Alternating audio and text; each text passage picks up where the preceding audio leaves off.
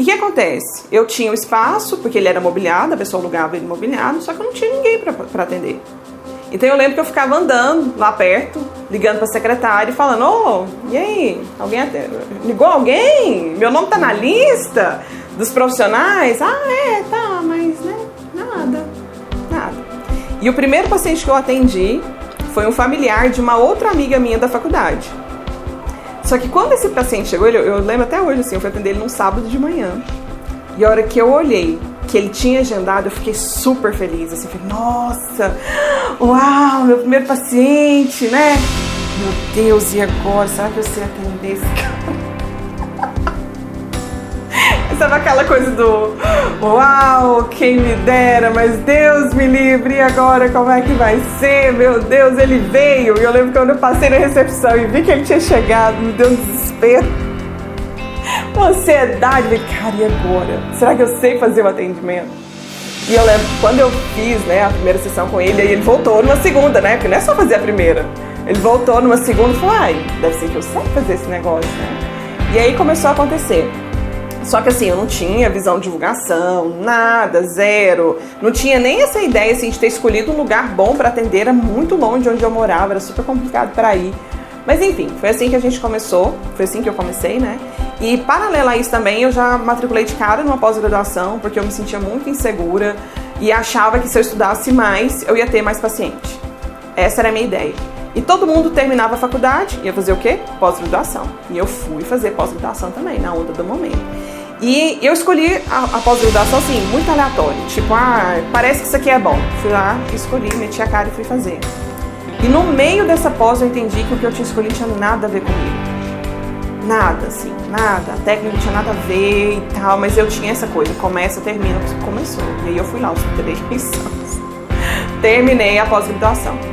Só que nessa pós tem uma espécie de clínica social, que as pessoas vão, né, a gente, como estudante da pós, atendia as pessoas num voluntariado, que é uma clínica social, lá não era 100% gratuito como são nas universidades, mas as pessoas pagavam uma pequena taxa ali, e a gente fazia um treinamento, né, das técnicas. E foi assim que o meu consultório começou a movimentar um pouquinho as pessoas ali da clínica social que vinham através da pós-graduação. Mas era tipo sessão de R$5, R$10. Eu lembro que eu atendia pra caramba e não pagava nem o custo do aluguel. Mas enfim, foi assim. Nessa clínica ela tinha convênios jurídicos, então eu não precisava ter convênio meu. Ela tinha um convênio jurídico e tinha os pacientes daquele convênio, chegava pra mim. E aí entraram alguns pacientes que eram disso também. Convênio jurídico. Só que no convênio jurídico é assim, né? Vai fazendo um funil de recebimento, você que tá lá na ponta recebe o mínimo possível. Então eu lembro também que era isso, sessão de R$5, R$10. 2 anos depois, eu consegui um credenciamento de um convênio pessoa física, meu, o convênio passou a ser meu. E eu fiquei super feliz da vida, eu falei: nossa, agora eu vou arrebentar, né? Agora a coisa vai. Só que convênio, cara, é um absurdo que paga, né? O valor é muito baixo. E eu lembro que isso ainda era uma seleção. E eu via todo mundo perto de mim, assim, os outros colegas, os profissionais que tinham, sei lá, 10, 15, 20 anos, tudo trabalhando desse mesmo jeito. E eu lembro que eu falava, que eu olhava para aquilo e falei: mas não é possível. Não é possível que eu passei pela faculdade, fiz tudo que eu fiz, joguei, né, entre aspas, a carreira do RH fora, né, no sentido de ter feito a escolha que eu fiz, para ficar aqui, para ganhar isso. Para ganhar isso. E isso foi um ciclo de 7 anos, entre eu formar e começar a entender que tinha que ter alguma coisa diferente daquilo. Por quê? Porque eu ganhava uma média de R$1.500 atendendo os 3 períodos por dia, de manhã, de tarde e à noite, às vezes até sábado, atendendo por plano de saúde. Nisso eu já tinha casado, né? Eu já tinha tido filho, e eu olhava para aquilo e falava assim: não é possível que eu, com a vida que eu tenho hoje, eu não consigo, com o salário que eu ganho, né, com o valor que eu ganho, eu não consigo pagar nenhum ajudante para me ajudar com as crianças. E achava que, eu olhava e as pessoas falavam assim: nossa, você é psicólogo, né? Nossa, que coisa linda. Aí eu olhava assim: ser psicólogo, atender pessoas, mas para não ter dinheiro pro básico. E era como se aquela história minha de vida toda eu tivesse ali de novo batendo na minha cara. Falando assim: não adiantou nada. Eu achava que então era trabalhar e estudar. Eu trabalhei, estudei, continuava estudando e continuava passando as mesmas necessidades. Ou pelo menos necessidades muito semelhantes. E aí quando eu completei 30 anos, nasceu a minha segunda filha. E eu, no pós-parto dela, assim, eu tava 100% deprimida, descrente, e eu precisava voltar, porque eu tinha que ter aqueles R$1.500 naquela época, fazia muita diferença pro nosso orçamento, assim, pra nossa casa. Mas eu olhava para aquilo e falei, meu Deus, 7 anos de formada, 2 filhos pequenos, 30 anos, não é possível. Não é possível que esse negócio é assim. Não é possível que ser psicólogo então é isso. Não é possível que eu lutei minha vida inteira para viver isso aqui. E aí foi quando eu comecei a entender que eu precisava fazer outras coisas que eu nunca tinha feito, para ter um resultado que eu nunca tinha tido até então. E aí foi uma outra virada. Então são ciclos, né? E eu acho que esse ciclo aqui, ele me trouxe esse sentimento assim de... tem alguma coisa errada, eu só preciso entender o que é. Eu não preciso... eu ficava com esse sentimento assim, tá, tudo que me disseram pra fazer eu já fiz. Ah, vai na faculdade de escuta. Não, 10 anos. Eu já tava com 7. Ah, não, mas você tem que ser muito conhecido. Ah, por plano, você é super conhecido. Todo mundo te conhece, mas é só pra atender pelo mesmo plano, né? Pronto. Ah, não, mas é a idade, porque antes eu achava que eu era nova demais, né? Não, eu sou recém-formada, 20 e poucos anos, ninguém vai me dar credibilidade. Cara, eu já tava com 30. O que mais? O que mais? Então, nesses primeiros 7 anos, meu foco era a técnica. Eu queria estudar mais técnica, porque às vezes eu me sentia insegura, eu ficava com medo de, será que eu sei atender? Será que eu sei realmente conduzir o processo? Será que eu sei fazer esse paciente, né, do começo ao fim ali do atendimento dele e tal? Mas o que acontecia? Eu melhorava a técnica e continuava recebendo a mesma coisa. Então essa conta não fechava. Porque não adianta você ter uma técnica excelente, sendo que o seu custo básico de vida está sendo questionado. Então adianta ter uma técnica excelente, um serviço mega, sem ver reconhecimento daquilo. Eu lembro de uma experiência de uma paciente que chegou para mim, pelo plano que eu atendia, eu ganhava uma média de R$15 por sessão. E ela chegou para mim, e as situações, né, que ela contava, ali, as histórias que ela contava, e ela morava na época, né, não sei ainda hoje, mas ela morava no melhor bairro aqui, melhor lugar e tal, coisa de nível assim, de mansões e tudo. Aí eu olhava e falei assim, cara, ela teria total condição de pagar pelo meu serviço, né, particular. Mas não, eu só atendo pelo plano. Ah, eu queria atender particular? Sim, mas quem sabe que você atende pelo plano, como é que ele vai chegar para você e vai falar, não, agora eu vou atender, eu vou pagar você? Ninguém faz isso. E aí, por essa insegurança, eu fui ficando. No famoso tá ruim, mas tá bom. E 7 anos de vida se passaram. Será que eles é que estavam certos e eu que estava errado? E eu vou te falar, é um sentimento muito ruim. Muito sofrido. Que é quando você começa a questionar a sua própria convicção. Pelo próprio processo de olhar e continuar vendo as mesmas coisas. Porque uma coisa é você olhar e ter esperança e estar sendo reforçado da sua esperança. E como esse tempo para mim, que ele foi muito longo, é como se eu estivesse ouvindo uma voz que falasse assim, pra quê? Foi besteira. E isso é muito ruim, muito sofrido, muito triste.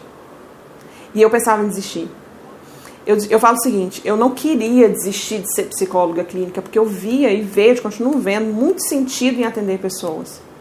Mas o que eu tenho pra mim hoje é que se esse processo, se esse trabalho não estiver sendo uma mão dupla, então se ele não está sendo bom pra mim também que estou executando, não adianta. Eu pensava assim, então acho que eu vou fazer outra coisa. Vou abrir uma loja, vou, sei lá, minha mãe gostava muito dessa área de beleza, vou fazer alguma coisa na área da beleza, vou fazer outra coisa.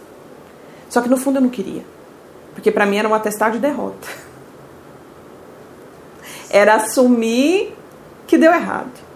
Era assumir que eu tinha feito escolhas, uau, nossa, que corajosa. Era nada.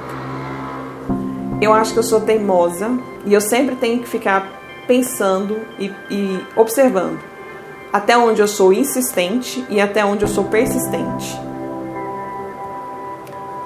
E eu ficava nesse assim, sabe? Será que eu estou insistindo com a psicologia? Insistir não tá vendo, a coisa não vai, não tem resultado, o negócio não vira e você tá lá, batendo o pé. Teimosia, insistência.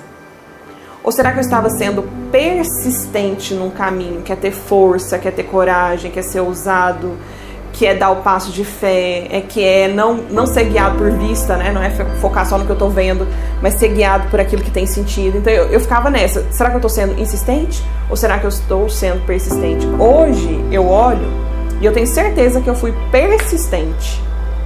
Não foi por teimosia, por bater o pé para provar que eu estava certa. De novo, é porque eu via muito sentido e continuo vendo muito sentido no trabalho que um psicólogo pode fazer. Eu acho que a gente tem um poder muito grande de transformar as histórias das pessoas. De ajudar as pessoas a terem mais saúde, mais paz, mais qualidade de vida, a ter histórias transformadas, sabe?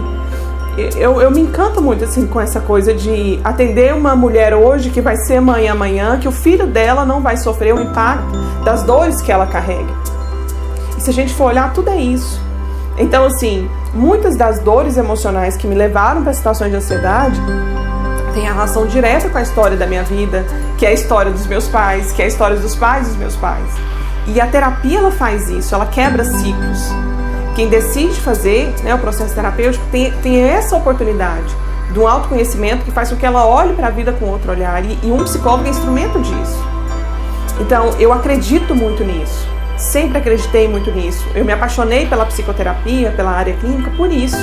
Por esse poder de transformação. Só que se isso também não for linkado a uma carreira estruturada, a um retorno financeiro, a coisa não vai. Porque, de novo, é mão dupla. Não é só sobre o que eu faço. O que eu sou capaz de gerar em quem está do outro lado. Isso precisa também me fazer bem. Não adianta, a gente não pode dar o que a gente não tem. E por um tempo eu me senti nesse lugar, de quem estava só doando, tirando de onde não tinha. E esse ciclo de 7 anos foi quando eu entendi que eu precisava receber. Nem é entender, mas assim, assumir que eu precisava fazer outras coisas. Assumir que não era só técnica.